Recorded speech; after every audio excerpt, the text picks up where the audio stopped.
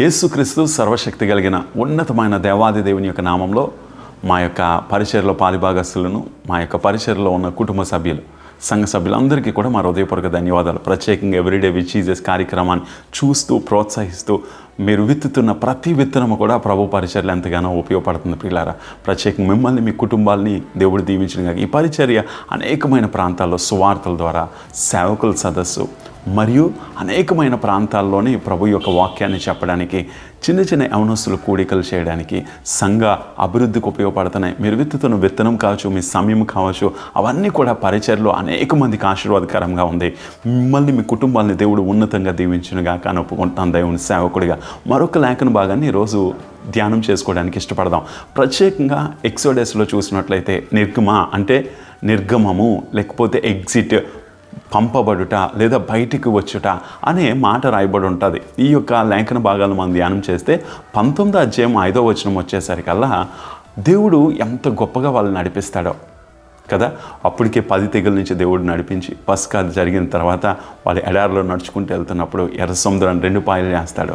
దేవుడు అనేకమైన కార్యాలు చేస్తాడు. ఈ యొక్క నిర్గమకాండం 19వ అధ్యాయం 5వ వచనాన్ని ఈ ఉదయకాల సమయంలో ధ్యానం చేసుకోవడానికి ఇష్టపడతాం. ప్రియులారా, అక్కడ చూసినట్లయితే నిర్గమకాండం 19వ అధ్యాయం 5వ వచనం, కాగా మీరు నా మాట శ్రద్ధగా విని నా నిబంధనను అనుసరించి నడిచిన ఎలా మీరు సమస్త దేశంలో నాకు స్వకీయ సంపాదమగుదురు. చూడండి, ఆయన స్వాక్యం అయిపోతాం, ఆయన సొత్తు అయిపోతాం. మనం శ్రద్ధగా విని నడుచుకోవాలి. ఈరోజు అందుకనే ద్వితీయోపదేశకాండం 28వ అధ్యాయం 1వ వచనం అంటాడు, ఈ నా మాటలు శ్రద్ధగా వినివాడు ఈ ఆశీర్వాదాలన్నీ వాడి మీద వెలుబడి చేస్తాయట. ఈరోజు శ్రద్ధగా వింటున్నావా? ఆయన మాటని గైకుంటున్నావా? ఆయన సొత్తు ఎలాగ అవుతాం? ఆయన మాట విని. అందుకే అంటాడు ఆయన, ఈ నా మాటలు, ఏ మాటలు? క్రీస్తు మాటలు. ఆయన మాటలతో మనం అంటూ కట్టబడాలి. ఆయన మాటల్లో మనం ఫలించాలి.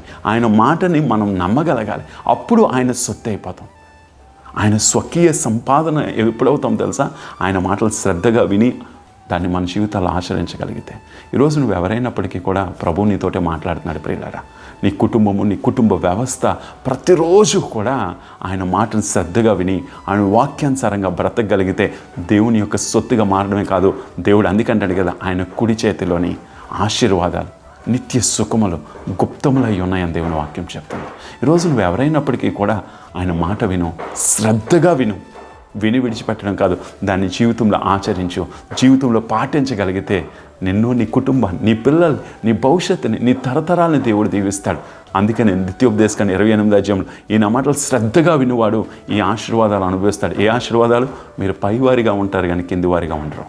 మీరు తలగా ఉంటారు కానీ తొగ్గా ఉండరు. మీరు అప్పిచ్చేవారిగా ఉంటారు కానీ అప్పు తీసుకునేవారిగా ఏమాత్రం కూడా ఉండరని దేవుని వాక్యం చెప్తుంది. ఈరోజు గుర్తిందాం, గమనిద్దాం, దేవుని యొక్క మాటల మీద మన జీవితాన్ని కట్టుకోవడానికి ఇష్టపడదాం. కళ్ళు మూసుకుందాం, ప్రార్థన చేద్దాం. ప్రభా, ఎవరి జీవితాలైనా బలహీనత ఉన్నా, అనారోగ్యం ఉన్నా, నీ మాట చెప్తుంది నువ్వు పొందిన దెబ్బల చేత స్వస్థత అని. ఆ మాట మీద కట్టుకోవడానికి ఒంటరిగా ఉన్నారా? సమస్యల్లో బాధపడుతున్నారేమో? ఎవరైనప్పటికీ కూడా వాళ్ళు విడిపించి బలపరిచి నువ్వు భుజము తట్టి ముందుకు నడిపించమని ప్రతి ఒక్కరిని హస్తాలకు సమర్పించుకుంటూ, యేసు రక్తాన్ని, గొర్రెపిల్ల రక్తాన్ని ప్రోక్షించుకుంటూ, యేసుక్రీస్తు సర్వశక్తి కలిగిన నామంలో ప్రతి ఒక్కరిని దీవించి ఆస్వాదించి ఈరోజంతా నడిపించమని యేసు నామములో అడిగి వేడుకొంచున్నాము తండ్రి. ఆమేన్. God bless you. దేవుడు మనందరినీ దీవించును గాక.